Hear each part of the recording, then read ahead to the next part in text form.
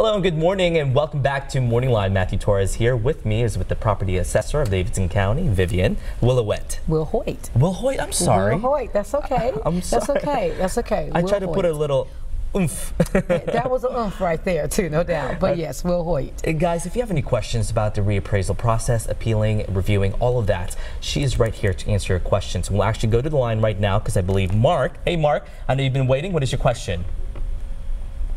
Yeah, I have a question. Ms. Wilhoite, I think my value might be a little bit too high. What do I need to bring with me when I appeal? Oh, wow, that's a great question, Mark. What you want to bring with you is information regarding any improvements you've made to your home or not, for that matter. You also want to bring, if you happen to have, we do not advise that you go out and get one, but if you want to bring a recent appraisal that you've had done by a fee appraiser, as you know, Mark, fee appraisers are much different than a person that does, or than our office, which does mass appraisals. But bringing your fee appraisal will be helpful in reference to any information regarding comparables. And then, Mark, you can always go online to look at all the information that we have that's very transparent, available to the public, regarding comparables to your property. You want to look at those properties that have recently sold within the last, I would say, year, that is similar to your property. You don't want to go out, Mark, and get a piece of property that is this super ultra modern property in comparison to your home, unless you have a super ultra modern property. But nonetheless, you want to get property sales that are similar to your property. Bring those into us, and we'd be more than glad to take a look at those. I'm sorry, at this point, it is the MBOE, the Metro Board of Equalization formal appeals. So you would be providing that information to the Metro Board of Equalization or to one of their hearing officers. Remember, you have until June the 22nd to appeal by 4 p.m. That answers the question. There is time. There is time. You mentioned the website. What is the website? It is www.padtn.org. I think I said that right. We'll say that. We'll say that more. We'll say that more throughout the show. padtn.org. There you go. All right, so let's go back to the lines. I believe we have Claire. Hey, Claire, what's your question? Good morning, Ms. Wilhoite. How are you doing? Thanks for taking my call. Oh, my pleasure. My pleasure. I just have a real quick question. I was just curious. My property didn't sell. It was appraised at $137,300 by your office. Okay. Can I use that value? How close is that to the value now if I wanted to sell my home? Oh, great question as well. We want you to know that the reappraisal was as of 1/1/2017. So now your value stands at that amount. Okay.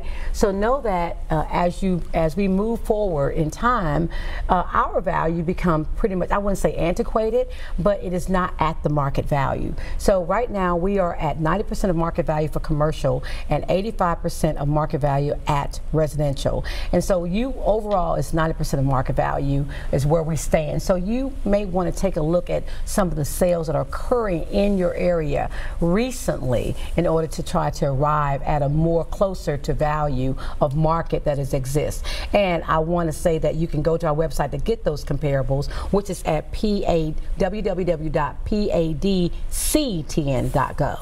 So you can go there and look at some of the values that are there in reference to recent sales. How many appeals have been filed, and is that more or fewer? Well, in 2017, it was about 9,000 informal appeals that was filed with our office. There are different steps that a property owner can take. So there's the informal review, there is the formal appeal, and then that's to the State Board of Equalization.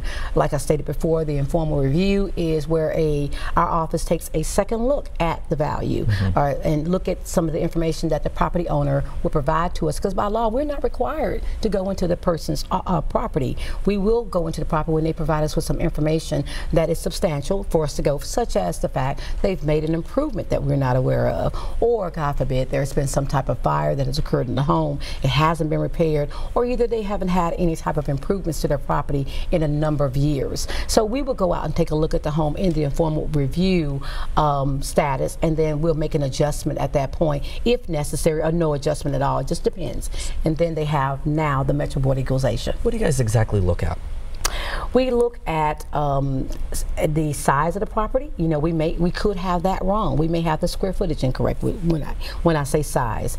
We look at the condition of the property. You know, whether it's in excellent condition or fair condition, a good condition or poor condition, and we look at any changes to the property as far as improvements, or if we had some corrections that needs to be made in reference to the number of bedrooms, or number of rooms, or the number of bathrooms. There's a variety of things, but we like to say that there is no dumb question asked.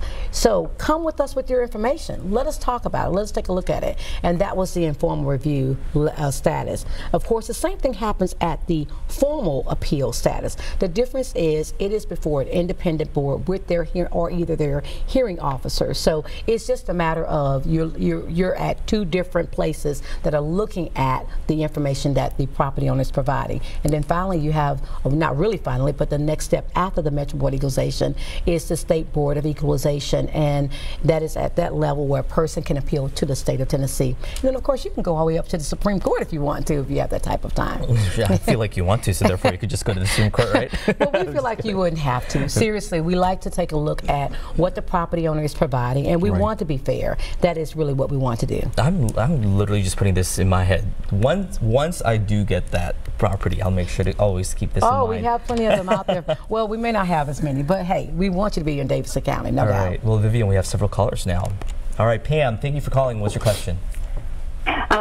Thank you for taking my call. Good morning, Ms. Wilhoite. Good morning, Pam. How are you? You talked about the Metro Board of Equalization, I think you call it the MBOE.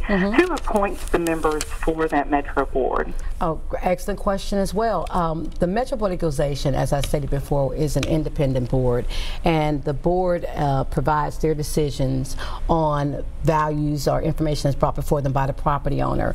They are appointed by the mayor, and they are confirmed by the council. So that is where they begin to be a intricate part of decisions making here in Davidson County.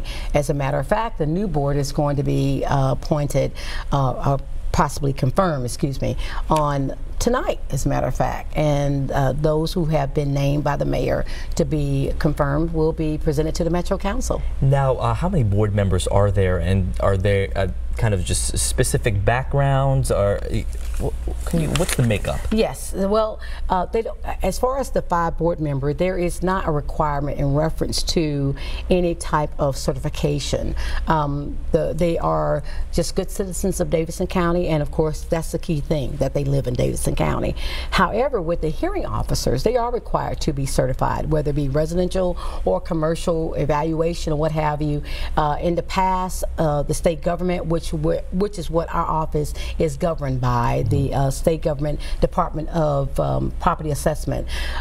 We are governed by the state government, and they have allowed many local governments to be able to utilize realtors. So we've utilized realtors on the Metro Board of Equalization, but they must be certified in their designated area, and that's very, very important. Great questions, right, Vivian? We have, I know, some more callers waiting, so please hold. We'll get your questions in just a minute, but we'll have much more on this topic when we come back.